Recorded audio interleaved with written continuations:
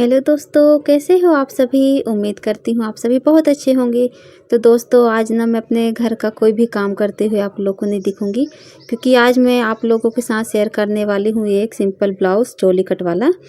तो मैं यहाँ पर अभी ब्लाउज़ का जो लंबाई है तो वो मैंने ऐसे नाप लिया है, और बस ऐसे ही जैसे हम सिंपल ब्लाउज़ होता है वैसे ही उसका जो लेंथ होती है तो सारी लेंथ ऐसे मैंने नाप ली है।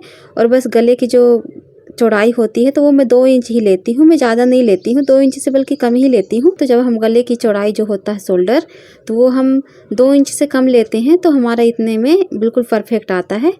और फिर मैं कट कर लेती हूँ शोल्डर, और बस शोल्डर की चौड़ाई भी मैं ऐसे 2 की 2.5 इंच ही लेती हूँ। उसके बाद यहाँ पर मैंने कट कर लिया आस्तीन को। तो आस्तीन की जो लंबाई होती है तो लंबाई के हिसाब से आस्तीन जितना रखना होता है उससे हम 1 इंच ज़्यादा रखते हैं। और बस ऐसे ही मैं यहाँ पे कट कर लेती हूँ।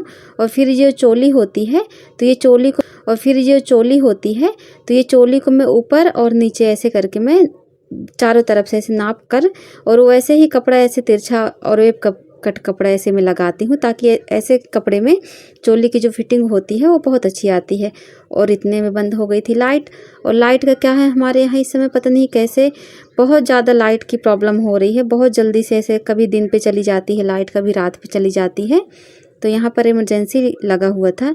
और ये मेरा ब्लाउज़ मुझे कल सुबह ही देने हैं, तो मैं यहाँ पर अभी अपना घर का सारा काम कर चुकी हूँ, खाना भी बना ली हूँ मैं। और बस अभी सभी लोग खाना पीना खा भी लिए हैं, और अभी मैं नहीं खाई हूँ खाना, क्योंकि अगर मैं खाना खा लेती हूँ ना तो उसके बाद फिर मुझे आलस आने लगता है। मैं ये जो कपड़े रहते हैं मुझे सिलाई करने वाले, तो वो कपड़ों को मैं सिलाई मतलब कटिंग कर लेती हूँ और सिलाई भी कर लेती हूँ, उसके बाद ही मैं खाना खाती हूँ। और जैसे बहुत देर तक अगर मुझे लगता है कि बहुत देर हो जाएगी तो मैं खाना खा भी लेती हूँ, ऐसा नहीं है। लेकिन अभी तो मैं कपड़े को कट कर लेती हूँ, क्योंकि कपड़े कट करके मुझे ये आज ही बनाना है, क्योंकि कल ये सुबह कस्टमर को देने भी हैं ये कपड़े। तो ये जो ब्लाउज़ है तो ब्लाउज़ का जो अस्तर रहता है तो अस्तर में ऐसे रख के, और ये जो साड़ी का कपड़ा है तो बस इसी के ऊपर मैं ऐसे रख के कट कर लेती हूँ। और ये जो पट्टी है ना गले पे जो हम लगाते हैं पट्टी, तो वो पट्टी ऐसे ही कटती है तिरछी पे। तो इसकी क्या है, फिटिंग बहुत ज़्यादा अच्छी आती है, एकदम गोल पाइपिंग आती है, हम पाइपिंग कहते हैं उसे। तो यहाँ पर मैंने 2-3 ऐसे कट कर लिए हैं। और सबसे पहले मैं ये पाइपिंग को ही जोड़ लेती हूँ, और जोड़ के साइड पर रख देती हूँ कि कपड़े यहाँ वहाँ ना हो।